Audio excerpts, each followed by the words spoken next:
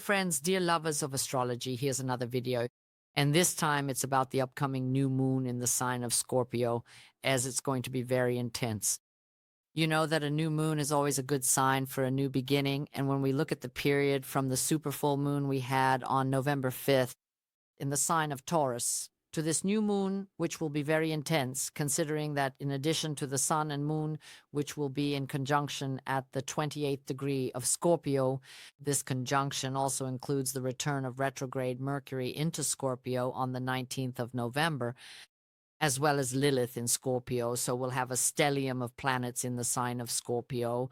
And all of this in opposition to retrograde Uranus, which returned to the sign of Taurus on the 8th of November. This new moon will not be like the others. It could be really quite dramatic. A lot of unplanned, unexpected things can happen. So don't be surprised if during this time you find yourself in a situation where you unexpectedly make a big decision, that if you've been enduring something in the previous period or have been under a lot of pressure, you might decide you no longer want to do that, and that you want to make a completely new start. Scorpio is a water, feminine sign, a fixed sign, and it certainly represents death and life. It always represents a great regeneration when it comes to our soul, and we may have the opportunity, first and foremost, to have a cycle that lasts until the next supermoon, the last supermoon on the 4th of December. This very phase from the new moon to the last supermoon is when everything we've accumulated this year through great pain, suffering, if we've gone through a difficult period, literally comes out, figuratively speaking, like a volcano erupting, so that we feel, above all, like a phoenix. This is precisely the phase when you can face your darkest secrets or thoughts, but they will help you to awaken and to want to completely change your life. This phase will be, above all, very interesting for all the fixed signs, and especially for Scorpios and Tauruses. I must emphasize that this new moon phase will also be felt by the signs of Aquarius and Leo, but in a different way, with different terminology, and on a different level. What I must say about this planetary phase of the new moon is that it might be one of the strongest cycles we'll have this year. It's interesting that a large number of planets will be located precisely in the sign of Scorpio. Venus is at 16 degrees, so we have this stellium in the sign of Scorpio. But we also have Mars entering the 11th degree of Sagittarius in conjunction with Fortuna, the point of luck. The most dramatic aspect will certainly be the one between the Sun, the Moon, retrograde Mercury, and retrograde Uranus. So on a general level, we can expect quite a lot of major earthquakes, floods, or some climate changes that will be particularly triggered, so to speak, in the area of, let's say, Turkey, in the southern part of America, in Spain, in the central part of America, as well as in Indonesia, which has been very vulnerable throughout the summer and autumn. Also, this new moon will bring exceptionally good aspects with Neptune, which is also retrograde and has returned to the sign of Pisces.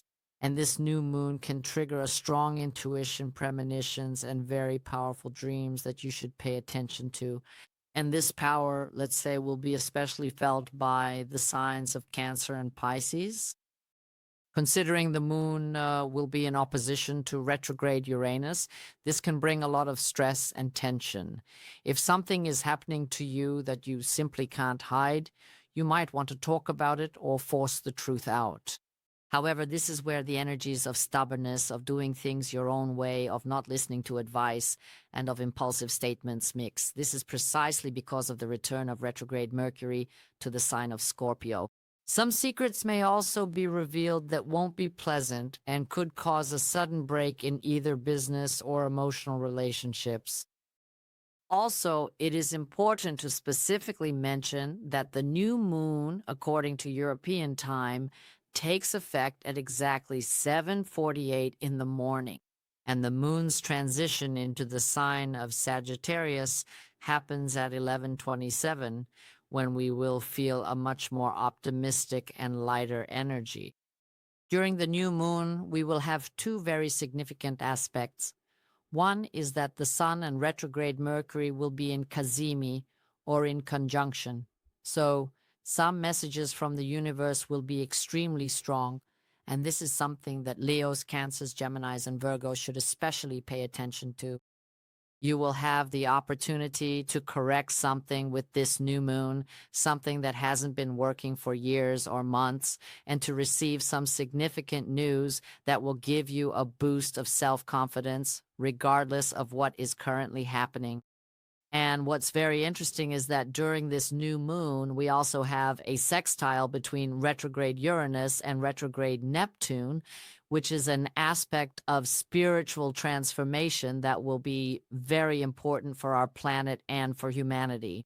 Planet Earth has been suffering for a long time, and this aspect will be very significant in terms of new movements, new leaders, and also people who will be able to convey, let's say, some important messages. Don't be surprised during this new moon, considering it is, let's say, in such a fatal sign, the sign of Scorpio. Besides the emotional passion, which will teeter between intense passion, jealousy, obsessiveness, and sudden breakups and drama, there can be many events that might upset us. This can also be a time of some tragic events. I hope there will be as few of those as possible, but it is precisely Uranus, which has returned to the 29th degree of the sign of Taurus, and is also, of course, retrograde, that can bring major changes in the stock market, in the economy, and in the banking sector. Many companies can fail during this time, experience bankruptcy, and these can even be some serious companies or firms that are well known in the world. Also, political events won't pass without some dramatic things. So we will actually see from this phase until the full moon many events, but also some hidden secrets will start to surface. Since Mercury is retrograde, we won't be able to see and find out everything. But when Mercury goes direct from November 29th, a lot will become clearer even on a political level. I must say that this new moon can bring, especially for people who work a lot on their spirituality, who work a lot on themselves, a feeling of victory, of a positive transformation. You will have a feeling like you've swum across an ocean. If you feel a bit more work-related stress, the recommendation is that contact with water is the best form of regeneration right now. It will help, considering we are quite short on time and live very fast. And the time around the new moon will be quite turbulent, especially in larger cities. Scorpio is a sign that can survive the impossible. What is certain is that people who are more emotionally sensitive in nature, or who are in some way in the shadows, can now demonstrate immense strength and a remarkable transformation, wanting to feel, well, brand new. This period can be a bit worse for people who are addicts or people going through serious emotional and family crises. Serious self-control is recommended when making emotional decisions. There can be some warnings or threats in the area of divorce or emotional separations, even for couples who have been together for a very long time. This time, however dramatic it may be, can still be extremely happy for mothers who are expecting a child, because children will be born who can change the world and who can have exceptionally strong visions. Now, I'd like to say something about the contact between the Sun, the Moon, and Lilith. Lilith, or the Black Moon in Scorpio, can especially bring provocations. Specifically, enemies or people with whom we've had very bad relationships may appear. We'll have the opportunity to change our attitudes or, in a way, forgive them and move on. So don't forget that the challenges you may face in this particular phase can be extremely important and significant for your further personal and spiritual progress. I should also mention that during this new moon, it's a very good time for writing, especially journaling, and for various types of meditation. It's a very positive time to return to old hobbies or old loves.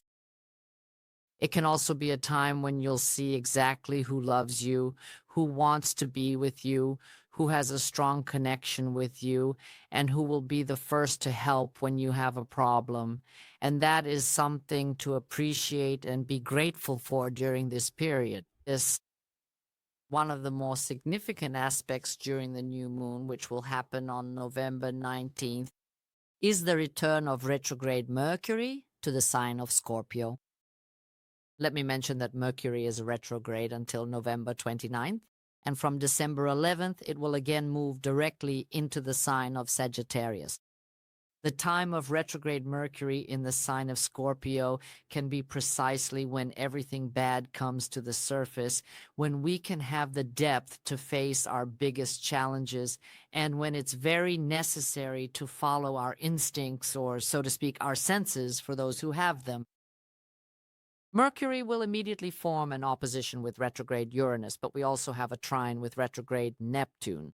This means you should follow your feelings and trust yourself during this new moon because it will help you avoid certain bad decisions, poor judgments, or simply avoid bad people around you.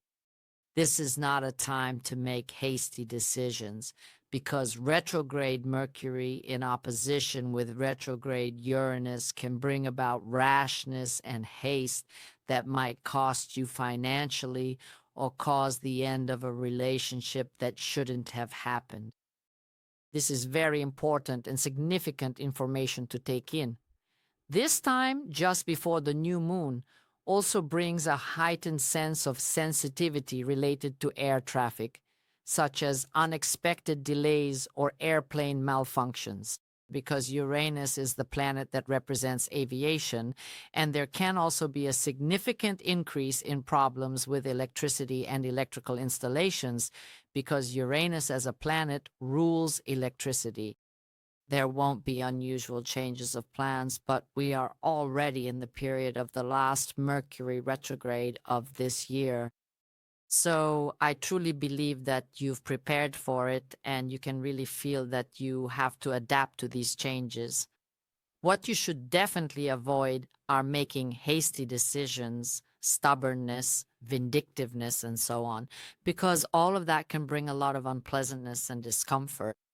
You should be careful what you sign, and if you already feel that you're under some pressure, give yourself time to pause before you have to sign or do anything during this period. I hope I've been clear. I wish you a happy start to the new moon. Let me remind you once again, the new moon is a good sign for a new beginning. Many may feel that this is a time when all the worst things that have happened this year come to the surface, from fears and phobias, a time when we will have the strength to face our greatest challenges and to accept responsibility for the period that lies ahead. If you like this video, you can follow me, you can like it. Warm greetings until the next video.